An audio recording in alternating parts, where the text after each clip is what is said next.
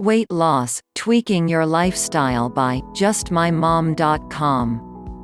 Despite our national propensity to overeat, under-exercise, and grow steadily heavier and more out of shape, we all yearn to be slender, fit, and attractive. Our culture rewards the thin and the beautiful. Look at how we devour celebrity gossip, mesmerized by the looks and energy of our current favorites. Why the discrepancy between our aspirations and our reality? There are a plethora of reasons, most of which can be traced to the simple fact that life gets in the way. I'd love to cut back on my food intake, we think, but I have to attend all these work functions and have little control over the meals that are served. I would really like to get in shape, we complain, but there's no free time and I can't afford a personal trainer like the movie stars I see. I really want to take care of my skin and my body, we wail, but I'm so busy that a quick shower and a slap of moisturizer is all I can fit into my schedule. It would be so wonderful to have loads of free time, to plan our days, to cook low-calorie, healthy meals, to exercise without time constraints, to be able to pamper ourselves without the pressure of deadlines. Unfortunately, our lives are too hectic for that to happen in the foreseeable future. We can throw up our hands in frustration and join the legions of the overweight and the unfit, or we can work out a personal plan that fits within our lifestyle, taking us where we want to go, albeit not quite as quickly or completely as we would prefer. Your life, your time, the demands and responsibilities you face, vary on an individual basis. You will need to calculate what works for you, and what cannot be realistically accommodated. Here are some ideas to consider. 1. Diet. Eating on the run, at your desk, or on the rubber chicken circuit wreaks havoc with even the best-laid diet plans. If you weigh even a pound more than you'd like, try to identify where you are going astray. If fast food on your way to an appointment is your downfall, look at what you order. Almost all drive-thrus these days offer salads. The problems with those salads can be minimized by throwing away the little bag of croutons fried and omitting the packaged dressings loaded with fat. Carry your own individual container of low-calorie dressing, opt for unsweetened iced tea, black coffee, or a diet soda, and avoid those sugar-laden colas like the plagues they are. If you lunch at your desk, ask yourself, what are you eating? If it's takeout, by all means have a cheeseburger or a sandwich. Just discard the bread or bun and eat with a plastic knife and fork, cut into raisin-sized pieces that will fill you up fast. French fries and onion rings? You just don't want to go there. Is your office always filled with snacks and treats, as most of them seem to be these days? When the snacks come by, go to the bathroom or, better yet, take a brisk walk around the building to beef up your won't power and clear the vision of goodies from your head. If business lunches, dinners, or those awful meeting banquets are your obstacles, plan ahead. Lunch is relatively easy: salad with your own dressing, of course, or fish and cottage cheese are available almost anywhere. For dinner, try 2 low-calorie appetizers instead of an entree. Best of all is something that you have to work at: crab legs, unpeeled shrimp, and artichoke. Hold the hollandaise. It will take a lot of time and no one will notice how little you are actually eating. Banquets are particularly difficult because a plate is plunked in front of you, filled with food you would never order by choice. Cut whatever protein and vegetables there are into little pieces and chew slowly. Spread the rest out over your plate and play with it to delay the onset of a syrupy dessert. Get a cup of black coffee and place it squarely in front of you to thwart that eager beaver waiter who keeps trying to slide a plate of pie onto your table.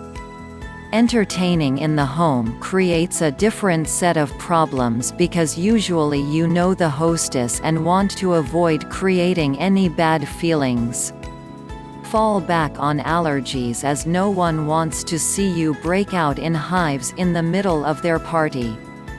Carry a club soda or mineral water with you and no one will notice that you're not drinking. Over a period of time, these little changes can have a significant impact on your weight. If you're hungry when you get home, make sure that you have some liquid protein or a health shake available to complete your daily nutritional needs. 2. Exercise. With the best of intentions, millions of us purchase gym memberships. If we all actually used them on a regular basis, as we promise ourselves we will, there would be waiting lines spilling into the streets. Health clubs can keep signing up more and more members because they know that the number of regulars will stay about the same as the new enrollees will show up in a burst of initial enthusiasm but within a few short weeks will gradually fade away. Unless you have a job with very regular hours, something few of us enjoy these days, it's difficult to commit to going somewhere on a regular basis. We mean to go, but then an important meeting comes up, our significant other asks us to do something, or the kids pester us to drive them somewhere. Our high demand lives almost force us to obtain our exercise at home. Television is replete with home equipment that promises to flatten our abs, define our pecs, and re-sculpt our entire bodies. Despite their assurances that the equipment easily folds away, we know our apartments can never accommodate a Bowflex or a Nordic track. Where do those buyers live? In the suburbs, we suspect, where the expensive equipment is soon relegated to the basement or the garage to gather dust until some future yard sale comes along. Equipment, except for minimal contraptions such as elastic bands and hand weights, are just too much trouble, and setting them up takes too much time. Slipping exercise into your schedule is most easily handled and therefore more likely to be regularly repeated by pursuing activities that can be initiated without any preparation time, special clothes, or long periods free of interruption. The old standbys of push-ups, sit-ups, stretches with weights, yoga, and calisthenics have stood the test of time for a reason. They can be inserted into your crowded schedule at odd moments of the day and require no preparation except a short warm-up. Some of the newer programs, Calinetics, Pilates, some, killer exercises, and video workouts also fit these requirements. When you unexpectedly find a secret half-hour free, take a walk and, if you can, magnify its benefits with an occasional bout of sprinting. Such a plan may not make you into a Mr. or Ms. Universe, but it will keep you limber and semi-fit while avoiding that energy-devouring guilt you develop when you set your sights too high and then fail to follow through. 3. Taking care of yourself. We have all read the accounts of Cleopatra bathing in ass's milk to bleach and smooth her skin. But she was a queen, for heaven's sake. She didn't have to get up at the crack of dawn to fight the traffic into the office. She didn't have to take care of a husband, a house, or a child. You'd have the time to leisurely bathe if it weren't for cleaning the house, washing the clothes, finishing that report for the office, helping the kids with their homework, cooking dinner, and picking up Aunt Mildred at the airport. We know we need to take care of ourselves. We want to perform the routines that will stave off the signs of age that wait just around the corner.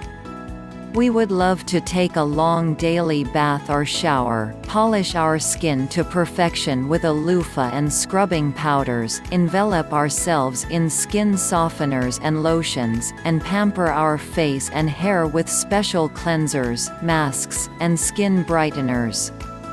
Again, our lives get in the way. We work out a minimal routine of makeup remover, toner, and moisturizer. We shampoo our hair when we can and occasionally find the time for a special oil treatment or facial. It is hard to be fully motivated when the signs of age are brief and fleeting. When I have more time, we tell ourselves, I'll work on it. 20 years later, the wrinkles have set in, the jowls have puffed out, and our skin carries the scars of sun, wind, and gravity. Then we bemoan our lack of care through the years and try to minimize the ravages of time already indelibly imprinted on our looks. By all means, stick to your rapid daily routine. Sure, you could get up earlier in the morning and have time for more self-care, but you're already, like most working-age Americans, sleep-deprived. One solution is to identify one period a week when you can steal a couple of hours for yourself. Women, especially, shortchange themselves, too busy taking care of everyone else and ignoring themselves. Stake out your claim to that 2-hour window as if your life depended on it. Use it only for you. Use it to take deep treatments for your face or your hair. Use it to practice relaxation, listen to music, or walk in the rain. Use it to pamper every part of your body and spirit. Use it to think about yourself, and your goals, and your dreams. Use it to appreciate yourself and the good things life has brought you. Use it to lay plans for future self-development and use it to become your own best friend and confidant. Our lives are so filled up with what we have to do that our wants and internal needs are often unmet. In even the busiest and most demanding schedule, there are moments we can carve out for ourselves, but only if we absolutely insist on it. Right now is the time to become assertive about your own self.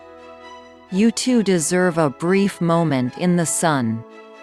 Thanks for watching. Please like, share and subscribe my YouTube channel, Just My Mom. www.justmymom.com